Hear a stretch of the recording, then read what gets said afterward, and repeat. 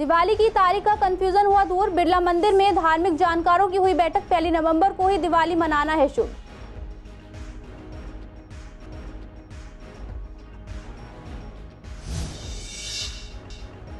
दिवाली से पहले खाद्य तेल की कीमतों में उछाल। ग्राहकों का कहना दाम बढ़ने से पड़ रही है दोहरी मार। दुकानदारों का कहना खरीदारी में कमी।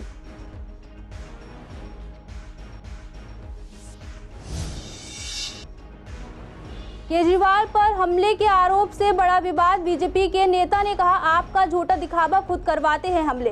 कांग्रेस नेता का कहना आप कर रही है सहानुभूति पाने की कोशिश।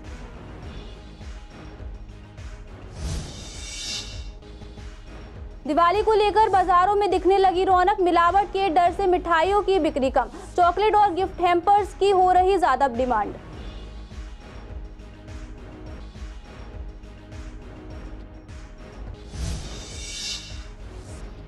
होटल मालिक के खिलाफ मामला हुआ दर्ज। कुरुक्षेत्र से अपहरण लड़की हुई थी बरामद। अब कुरुक्षेत्र में ही होगी सारी कानूनी कार्रवाई।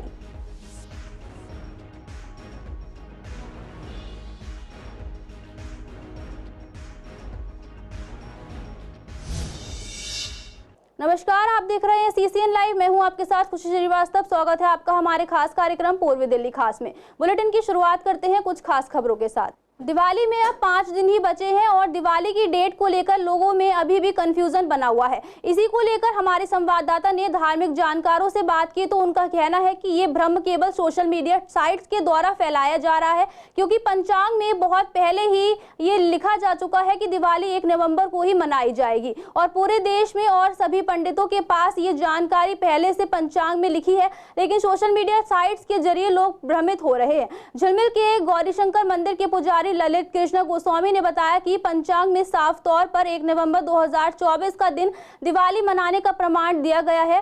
वहीं राम मंदिर के पुजारी सतीश भट्ट ने भी बताया कि दिवाली का त्योहार केवल एक ही दिन मनाया जाएगा और जो है 1 नवंबर। हाल ही में बिरला मंदिर में तकरीबन 250 से 300 पंडितों की एक बैठक हुई, जिसके बाद पूर्ण तरीके से यह निर्णय लिया जा चुका है कि पूरे देश में दिवाली का त्योहार 1 नवंबर को ही सभी लोग बिना किसी संदेह के मनाएं, जो कि शुभ माना जाएगा। पिछले साल शंकराचार्य जी से पंचांगकर्ताओं की जो मीटिंग हुई थी, उसमें भी शंकराचार्य जी ने सभी पंचांगकर्ताओं को एक ही निर्णय दिया था कि दीपावली 2024 में 1 नवंबर को ही शास्त्रोक्त विधि से मनाई जानी चाहिए। हिंदू रीति रिवाज से अगर देखा जाए तो हम सूर्योदय को तिथि मान, अगर 2 दिन प्रदोष व्यापनी कार्तिक अमावस्या होने पर अगले दिन ही दिवाली करनी चाहिए और वही पर्व शुभ माना जाता है। तो इस बार जो प्रदोष व्यापनी है वो 2 दिन है, तो जो दूसरे दिन वाली होती है वो वैलिड मानी जाती है। और हमारे यहाँ पर हिंदू रीति रिवाज से देखा जाए तो अमावस जो है वो सूर्योदय में है। जो दीपावली है वो 1 तारीख की है, प्रदोष व्यापनी है। आप सभी लोग अपने घर में 1 तारीख को दीपावली मनाएं, दीवे जलाएं। वैसे तो हिंदू रीति रिवाज से देखा जाए तो दीपावली 5 दिवसीय होती है। दिवाली के ठीक पहले खाद्य तेलों की कीमतों में तेजी से वृद्धि देखने को मिल रही है। सरसों का तेल, रिफाइंड और देसी घी के दामों में 20 से 30% का इजाफा हुआ, जिससे ग्राहकों को त्योहारी सीजन में परेशानी का सामना करना पड़ रहा है। सरसों का तेल जो कुछ दिन पहले तक 130 रुपए प्रति लीटर था, अब 170 रुपए तक पहुंच गया है। इसी तरह रिफाइंड तेल की कीमत 165 रुपए से बढ़कर 180 रुपए प्रति लीटर हो गई है। इसी को लेकर दुकानदारों ने बताया कि तेल के दाम पिछले कुछ दिनों में ही तेजी से बढ़े हैं। त्योहारों का समय है, लेकिन कीमतों में उछाल से ग्राहक केवल जानकारी लेकर चला जा रहा है। खरीदारी कम हो रही है। हमें उम्मीद है कि दिवाली के करीब लोग खरीदारी करेंगे, लेकिन इन बढ़े हुए दामों का असर मिठाइयों और अन्य सामग्रियों पर भी पड़ेगा। वहीं ग्राहक का कहना है कि त्योहारी सीजन में चीजें पहले ही महंगी होती हैं। अब तेल और घी के दाम बढ़ने से हमारे बजट पर दोहरी मार पड़ रही है। घर पर पकवान और मिठाइयां बनाने के लिए तेल और घी जरूरी है और बढ़ी हुई कीमतें त्योहारी तैयारियों पर असर डाल रही हैं। हमें वो थोड़ा कॉस्टली लगता है। अच्छा। और ऑलिव ऑयल खरीदा नहीं, क्योंकि वो उससे ज़्यादा कॉस्टली लगता है। ठीक है। और प्योरिटी भी नहीं है इतनी, उसमें काफ़ी फ़र्क है। पहले नॉर्मल रेंज में आता था, अब थोड़ा सा महंगा लगता है। 150-200 तक पहुंच हाँ, गया। 150-200 तक पहुँच। लोग लिमिटेड यूज़ करेंगे, बस जितनी ज़रूरत है उतना यूज़ करेंगे। बस ये अवेयरनेस, लोगों के पास अवेयरनेस आ गई कि कॉस्टली है तो चीज़ देख के घर में यूज़ की जाए। सारे ब्रांड बढ़ रहे हैं, साथ साथ ही सरसों का तेल हो गया, सोयाबीन रिफाइंड हो गया, देसी घी, सभी चीज़ों में तेज़ी है। 2 महीने में तो 20-20, 30-30% बढ़ गए। वैसे 30 रुपये किलो, 30 से 40 रुपये किलो मायने में। अभी तो नहीं है त्योहार में, 1-2 दिन का फेस्टिवल रह गया बस। जब आएंगे, जब भी 1-2 दिन का फेस्टिवल है, ज़्यादा भीड़ तो रहती नहीं बाजारों में। मतलब लास्ट मोमेंट पे लोग लास्ट मोमेंट पे आते हैं एकदम। कुछ पता नहीं चलता जी मंदा, कुछ फ़ायदा थोड़ा लेने का, पता नहीं चलता मंदा तेजी है कुछ भी। पिछले साल तो मंदा हो गया था, बल्कि फेस्टिवल आ रहा था और मंदा हो गया था गोला। अब क्या तेजी है गोले में, खपत नहीं है, फसल कम है। हाँ, दिल्ली की राजनीति में एक बार फिर आरोप प्रत्यारोप का सिलसिला तेज हो गया है। आम आदमी पार्टी ने शुक्रवार को बीजेपी पर सनसनीखेज आरोप लगाया कि विकासपुरी में पदयात्रा के दौरान पूर्व सीएम और पार्टी संयोजक अरविंद केजरीवाल पर हमला करने की कोशिश की गई। इस पर पूर्वी दिल्ली के नेताओं ने अलग अलग प्रतिक्रियाएं दी। बीजेपी नेता संजय गोयल ने इस आरोप को खारिज करते हुए इसे झूठा प्रचार बताया। उनका कहना था कि आम आदमी पार्टी हमेशा इसी तरह की घटनाओं का दिखावा करती है और अपनी ही पार्टी के सदस्यों से हमले की योजना बनवाती है ताकि सहानुभूति बटोरी जा सके। वहीं कांग्रेस नेता धीरज ने इसे चुनावी स्टंट करार। वहीं इसी बीच आम आदमी नेता शिवानी पंचाल ने भी बीजेपी पर निशाना साधते हुए कहा कि दिल्ली में बीजेपी की लगातार हार के चलते वह बौखला गई है और ऐसी ही हरकतें कर रही है।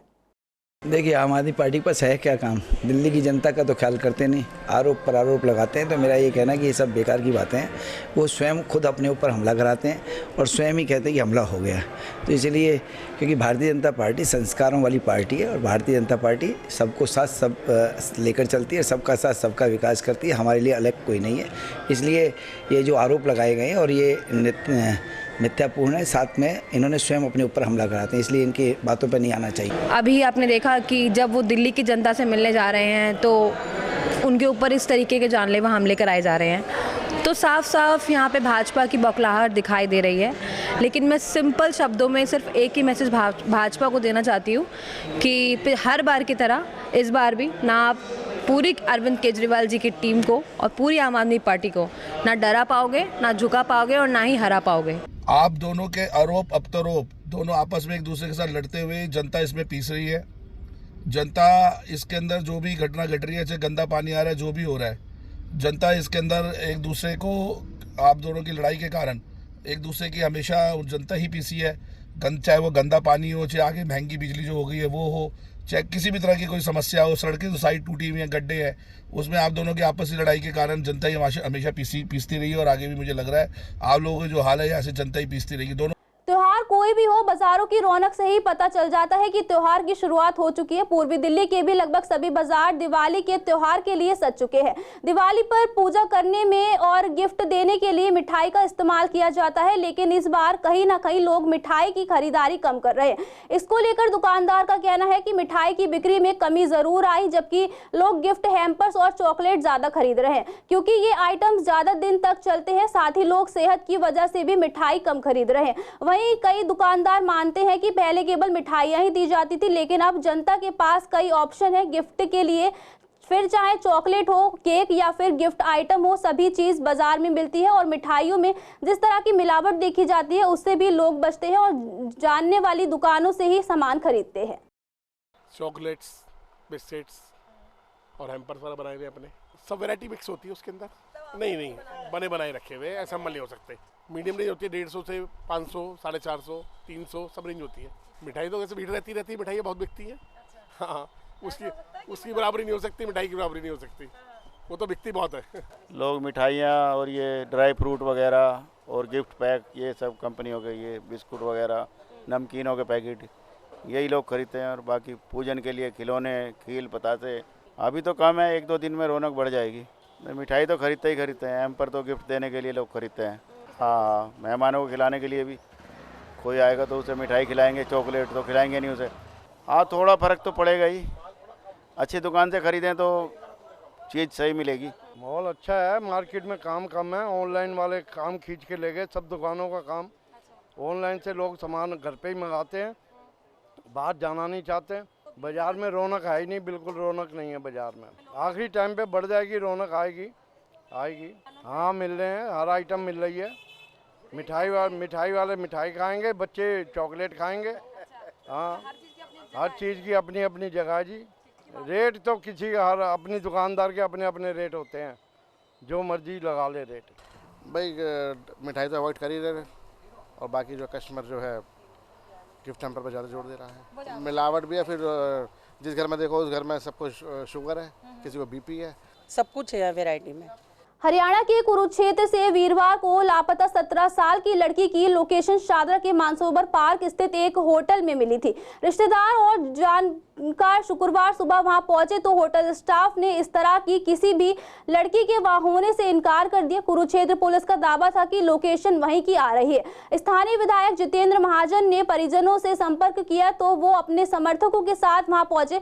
पुलिस के साथ होटल की चेकिंग की तो लड़की बरामद हुई, जिसे परिजनों को सौंप दिया गया। इस मामले में पुलिस ने होटल मालिक के खिलाफ मामला दर्ज किया है। अधिकारियों से बात करने से पता चला कि मामला कुरुक्षेत्र का है तो सारी कार्रवाई कुरुक्षेत्र से ही होगी। पुलिस ने बताया कि होटल के मालिक के खिलाफ क्रिमिनल एक्ट के तहत मामला दर्ज किया गया है। दिल्ली में बढ़ते प्रदूषण को लेकर गुरुवार को हुई दिल्ली आपदा प्रबंधन प्राधिकरण की अहम बैठक में कई निर्णय लिए गए। उपराज्यपाल बीके सक्सेना की अध्यक्षता में हुई बैठक के बाद पर्यावरण मंत्री गोपाल राय ने कहा कि प्रदूषण पर काबू पाने के लिए दिल्ली सरकार सरकारी दफ्तरों के समय में बदलाव करने पर भी विचार कर रही है। इसी को लेकर हमारे संवाददाता ने लोगों से बात की तो लोगों का कहना है कि अगर सरकारी विभाग का टाइम चेंज किया जाएगा तो सारे काम रुक जाएंगे और काफी दिक्कतों का सामना करना पड़ेगा। पॉल्यूशन को लेकर सरकार को सोचना चाहिए। सरकार ने स्मोक टावर लगाए थे लेकिन उससे भी पॉल्यूशन कंट्रोल नहीं हुआ है।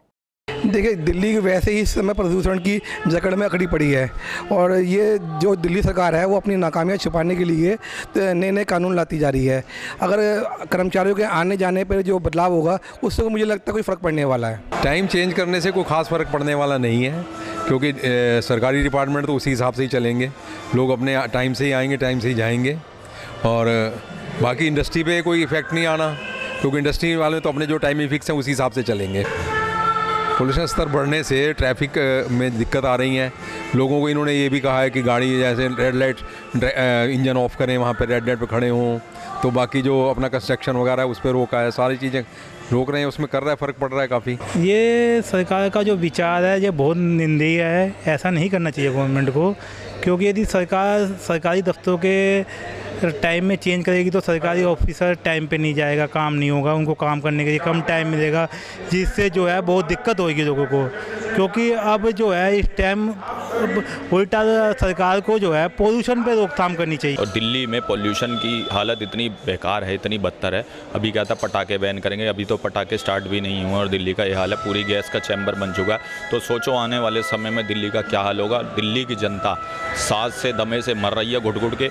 दिवाली और छठ पूजा के त्योहारों के दौरान यात्रियों की सुविधा के लिए उत्तर रेलवे ने खास तैयारी की है। इस साल उत्तर रेलवे 3144 फेयर त्योहार विशेष ट्रेनें चलाएगा, जो पिछले वर्ष की तुलना में अधिक है।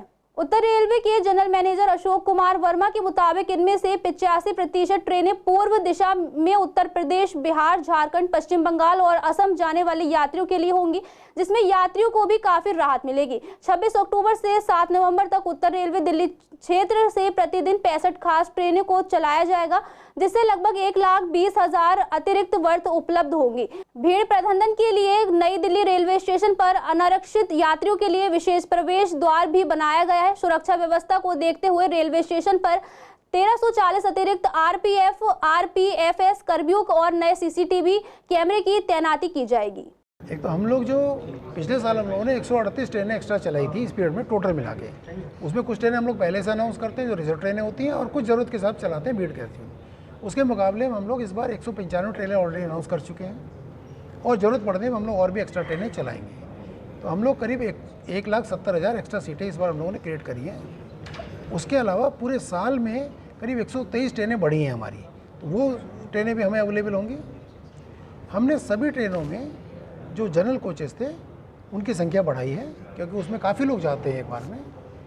दूसरा, हम लोगों ने इस बार ये किया है कि जो प्लेटफॉर्म पे पहुंचने के पहले रिजर्व और अनरिजर्व पैसेंजर को अलग अलग सेग्रीगेट किया है, जिससे कि प्लेटफॉर्म पे पहुंचने के बाद वहाँ पे भीड़ इकट्ठी नहीं हो। त्योहारों पर सुरक्षा परखने के लिए मॉकड्रिल का आयोजन किया गया। बताते चले कि सीमापुरी पुलिस स्टेशन को एक कॉल मिली जिसमें बताया गया कि दिलशाद गार्डन के पास एक लावारिस बैग मिला। सूचना मिलते ही पुलिस और कई एजेंसियां टीम मौके पर पहुंची और बैग की जांच की तो कुछ भी आपत्तिजनक नहीं मिला। बाद में पता चला कि ये एक मॉकड्रिल थी जिसका उद्देश्य लोगों की सतर्कता की परीक्षा लेना था। अधिकारियों ने बताया कि राष्ट्रीय राजधानी दिल्ली में हर वर्ष सुरक्षा को लेकर पुलिस हाई अलर्ट पर रहती है, इस बार भी अलर्ट पर है। राष्ट्रीय राजधानी दिल्ली हमेशा त्योहारों के सीज़न में हाई अलर्ट पर रहती है और इसी को देखते हुए जगह जगह मॉक ड्रिल्स भी करवाई जा रही है। इस वक्त हम खड़े हैं सीमापुरी के इलाके में, जहां पर ये मेट्रो स्टेशन पर पुलिस को कॉल मिली थी कि एक लावारिस बैग मिला है। उसको चेक करने के लिए जो है बीडीटी टीम जो है बैग को चेक कर रही है। आप देख सकते हैं कि किस तरीके से जो बीडीटी टीम है वो हर एक एंगल से जाँच कर रही है। ये बैग मिला है और बैग मिलने से हड़कंप मच गया था और पुलिस को जो सूचना मिली थी वो 2 बजे के आसपास मिली थी कि एक लावारिस bag Dilshad garden metro station के पास है। उसको चेक करने के लिए तमाम विभाग जो हैं यहाँ पर हैं और आप देख सकते हैं कि किस तरीके से एक एक चैन खोलकर जो बीडीटी टीम है, जो बॉम्ब स्क्वाड जो टीम होती है वो कैसे देख रही है। आप देख सकते हैं किस तरीके से क्या क्या निकल कर जो है सामने निकल कर आ रहा है और लावारिस बैग की देखते ही यहाँ पर अफरा तफरी का माहौल है। यहाँ पर तमाम विभाग जो हैं यहाँ पर मौजूद हैं। थाने के जो एसएचओ हैं वो यहाँ पर मौजूद हैं, बीडीटी टीम है यहाँ पर और तमाम विभाग आप देख सकते हैं। पुलिस का ये मकसद है कि मॉकड्रिल जो करवा रहे हैं कि लोग कितने अवेयर हैं, इसको देखते हुए यहाँ पर मॉकड्रिल करवाई गई है और ये त्योहारों को देखते हुए ये मॉकड्रिल करवाई जा रही है। वीडियो जर्नलिस्ट अतुल भारद्वाज के साथ मोहित शर्मा, सीसीएन लाइव दिल्ली। योजना बिहार के सामने सनातन धर्म मंदिर के पास एक प्ले स्कूल द्वारा दिवाली के उपलक्ष्य में मेले का आयोजन किया गया जिसमें कई लोगों ने भाग लिया। इस मेले में कपड़ों, ज्वेलरी, मेकअप और खाने पीने के सामान के स्टॉल लगाए गए जो दर्शकों के लिए आकर्षण का केंद्र बने। जब संवाददाता ने आयोजकों से बात की तो उनका कहना था कि इस मेले का मुख्य उद्देश्य अधिक से अधिक लोगों को जोड़ना है। दिवाली मेले की शुरुआत दीप प्रज्वलित कर आयुष ने की, जिसके बाद लोगों ने खरीदारी की और खाने पीने के स्टॉल्स का लुत्फ उठाया। पूर्वी दिल्ली के झिलमिल इंडस्ट्रियल एरिया में दिवाली महोत्सव मनाया गया जिसमें काफी संख्या में व्यापारियों ने हिस्सा लिया। मोटिव जस्ट ये है कि अपने और ज़्यादा अपने स्टूडेंट्स के लिए हमें उनको ज़्यादा इम्प्रूवमेंट हो उनके लिए और ज़्यादा अपना मार्केटिंग हमें एक्सप्लोर करना है ज़्यादा अपने। यस मैम, हमारे बैनर्स हैं, हमने वो डिस्प्ले किए हुए हैं, एज अ मार्केट भी हमने डिस्प्ले किए हुए हैं। हमारा मोटिव ये जितना हम अपने स्कूल का नेम हमें एक्सप्लोर करना है। आइकन प्ले स्कूल है ये, मतलब जब से जाने लगी है, मतलब पहले तो ये बोलती नहीं थी, एक्टिविटी भी नहीं करती थी, पर जब से हमने स्कूल में भेजा है एक्टिविटी भी करने लगी है और बोलने भी लगी है और डिसिप्लिन भी बहुत रहता है इसमें। इनके पदाधिकारियों ने आज दिवाली मिलन रखा है।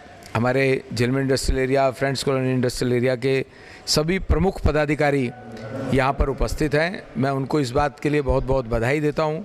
हमारे यहाँ करीब 5000 MSME हैं जो हम सब लोग इस बहाने अपना इकट्ठे सेलिब्रेट कर लेते हैं, अपनी बातें कर लेते हैं, आगे की योजना बना लेते हैं और बड़ा उत्साह के माहौल में। देखिए, व्यापारी वर्ग जो आदमी है कहीं ना कहीं परेशानी रहती है, पर ऐसे उत्सव में उसको एक मौका मिलता है आपस में बातचीत करने का। इस पर एक कल्चर प्रोग्राम है, हंसमुख, इसमें कॉमेडियंस भी है, विनोद जी है, म्यूज़िकल प्रोग्राम है और सबका स्वागत है इस प्रोग्राम में। बहुत ही शानदार, आप 2 घंटे मन मोहने वाला प्रोग्राम होगा, झांकियाँ वगैरह। फिलहाल आज के लिए पूर्वी दिल्ली खास में इतना ही। देखते रहिए सीसीएन लाइव।